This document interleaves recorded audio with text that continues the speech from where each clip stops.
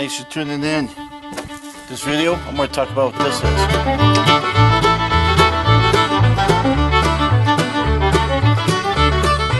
Thanks for tuning in, everyone. My name is Jeff, Arizona Hot Homestead. And today, I got one of these things. And I'm going to just show you it, unbox it, I guess, and kind of put it together. And I also want to tell you a little bit of why I got this particular one. What this is a thermal hygrometer, 4 sensors, indoor, outdoor. Basically, it's a weather station. It doesn't do your wind, it doesn't do your rain, it just does your temperature and your humidity.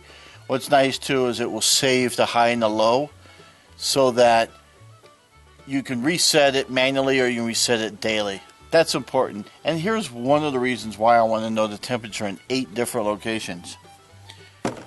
What I'm learning out here is some nights it's 11 degrees below zero. And then there's other times when it's like 95 degrees. And anywhere in between, obviously. But what matters mostly is during the winter. When you have that minus 11 degrees, when you have that 0 degrees, and it's there for a long period of time, you know, when your high is only like 15 degrees, it doesn't happen often, but sometimes it does. Things freeze. As you've been watching some of my videos, I had a water tank, actually the valve didn't seal and it filled up an area that wasn't supposed to be full of water. It froze and cracked it completely. Almost exploded it. So temperatures matter out here. So everywhere that I have a water line, I want to know the temperature basically. So here's my thought process. In my building, in my house basically, I'm going to have a laundry room. Need to know the temperature in there so my water line doesn't freeze. I'm going to have a bathroom. Got water in the bathroom for the shower and sink. Got to know if the water freezes in there, so I need to know the temperature there. And it's nice to have it all centralized too, so I don't have to walk all over the place. Like to know the outdoor temperature. It's also good to know too, if I'm running a heater, let's say at 4,000 BTUs, and the outside temperature is 0, what's my inside temperature in that particular room? It's good to know the difference, like in the RV for an example, which is another place I want to know the temperature. Outside and the inside, running a buddy heater at 4,000 BTUs, it's 25 degrees difference. About 20 to 25 degrees. That's awesome to know. If I bump it up to 9,000 BTUs, then it gets closer to about 35, 40 degrees. Doesn't exactly double, but it goes about 40 degrees, which is great to know because you know when you're running a heater and it's 20 degrees, I know it's going to be 45 inside. So that gives me that peace of mind that water lines may or may not be freezing and what I can do to help keep them warm. Do I need to make extra measures? So, and it's also just kind of good to know, well, gee, this room is colder than that room. Yeah, you can feel it while walking in, but it's also good to know, you know, one central place. So, that's why I got all this. So, what I'm doing basically is I'm going to, I got some batteries. It takes AAAs, not AA's. And again, one of the reasons why I chose this one is if you notice, it's a basic screen. It's not colorful. There's no people on there. There's no umbrella. There's no clouds. There's no fancy hoopla, goo goo gaga. Did I just say that? You know, there's no, you know, there's no fancy stuff on there. So it's very basic. That's all you really need. I guess if you want to go fancy, you can.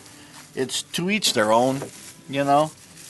So when I was reading the instructions, because it does come with instructions, it talks all about on setting it up. And one of the things it mentions about setting it up is to make sure that you're putting your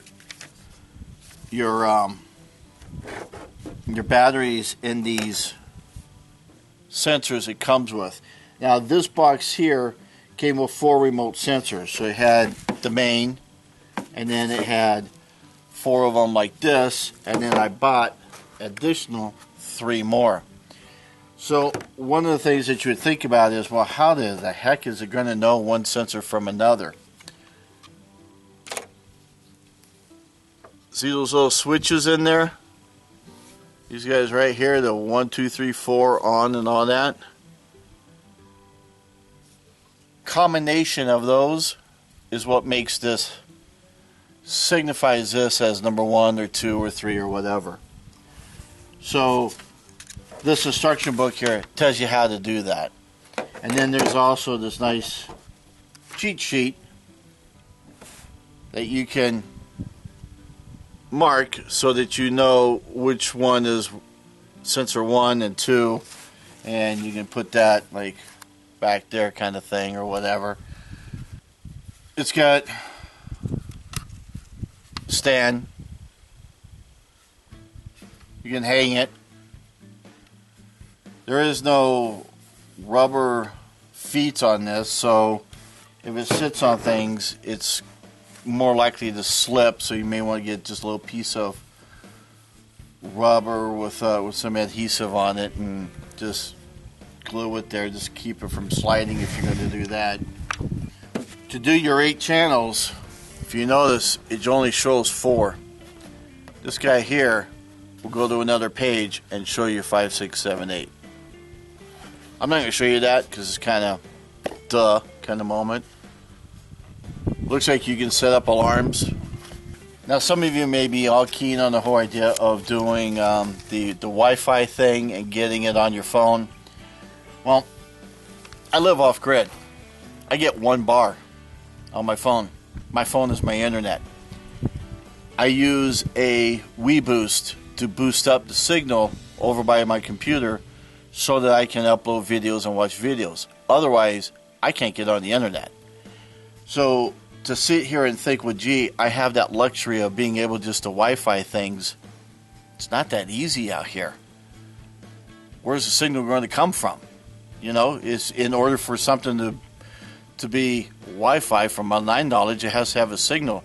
That WeBoost, I didn't get the monster one that costs thousands of dollars. It covers like 300 square feet or whatever.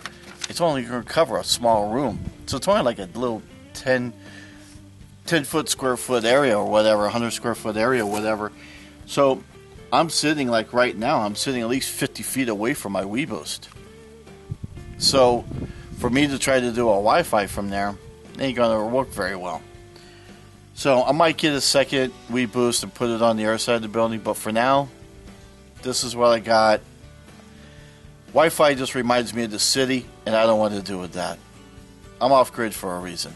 So, but to each their own. If you wanted to do the Wi-Fi and you have the capability, I guess, where you're at, fabulous. You're going to need this handy dandy tool. Doesn't come with it. Or you get a cordless drill, because there's this little bitty screw that holds the battery case on. So basically this battery case, I've already taken this off. There's a little screw right there that comes out. So it's kind of nice that it screws on instead of pops on. But it also sucks because then you gotta go grab a screwdriver, huh? Yeah. So just a couple AAAs in there. I'm not going to show you how to put a battery in this. I think it's kind of self-explanatory. If you don't know how to put a battery in this, well, I'll just leave it at that. Alright. Let's see. These are all the same. The instructions tell you how to do the combination here for your 1 through 8 channels. It does the high-low thing. Looks like these guys, these transmitters, need to be about 5 to 10 feet away from the display. So 5 to 10 feet away from the main unit. It gets too close, I guess it confuses it or something.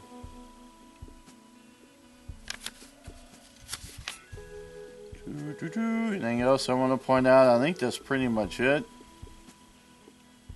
These are indoor, outdoor. Obviously, I would not put them out in direct sun. Put them in a shady area. Oh, batteries. I'm going to use these batteries here. Oh, what are these? These are basic Duracell batteries. They say in here about the batteries, they say don't you do rechargeable. I've used rechargeables in units like this before. Here's why that they say that. Rechargeables don't hold the charge for as long as these others do. And they might be inconsistent on holding. So if you're dealing with 8 different units that you're going to have to replace batteries, one may be going out and one may be still strong.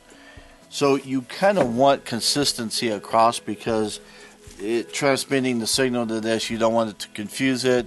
You don't want to sit here and be able to read 6 of them but not 2 of them, and then replace 2 and not the others, and then yeah, it just gets confusing. I've used it, and I probably will in the future. Just use some alkaline, the rechargeable ones, or lithium rechargeables. And then there's some lithiums that I guess are not rechargeable or something. They recommend standard alkaline is what they recommend. Yeah, they say we do not use rechargeable batteries. You recommend fresh alkaline batteries for outdoor temperatures ranging from -4 Fahrenheit to 140. Fresh lithiums for outdoor temperatures ranging from -40 to 140 Fahrenheit. So, pretty simple, guys. I don't know what else to tell you. I want to just put these all over the place, and that will be that. This brand is called Ambient. I'll put a link down below.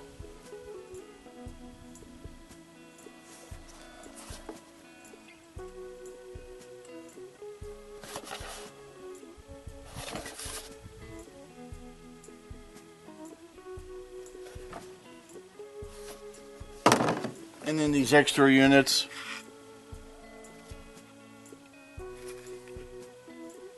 Kind of self-explanatory. Very basic. There's a model number.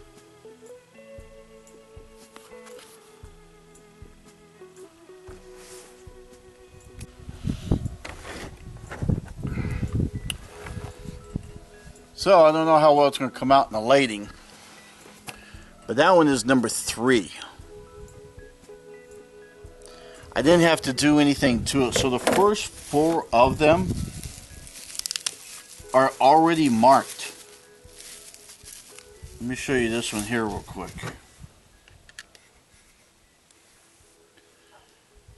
See how that is already marked?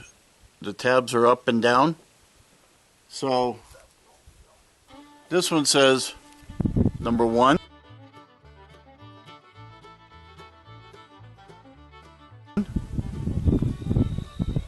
This one says number 4. This one says number 3. So that means this one must be, this is kind of cool that I don't even have to do anything to these.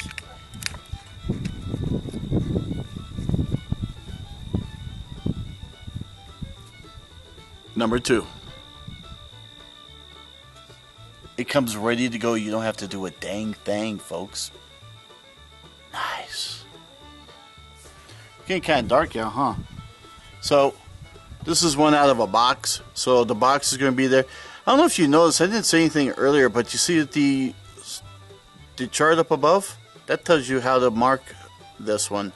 So, if I want to do number 5, then I need to do like the first one up and the rest down, and then that'll be number 5. Oh, and the 4th one up. 1 and 4 up. So 1 and 4 up means that this is number 5. I like that. I know, it's getting dark. Just wanted to point this last bit out. Fahrenheit and Celsius, that 4 slot, up or down tells you if you want Fahrenheit or Celsius. So when I look at this,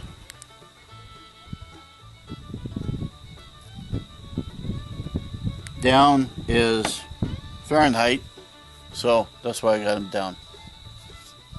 Okay, I promise. This is it. Can you even see me? That's about it. I got batteries put in. Guess what, guys?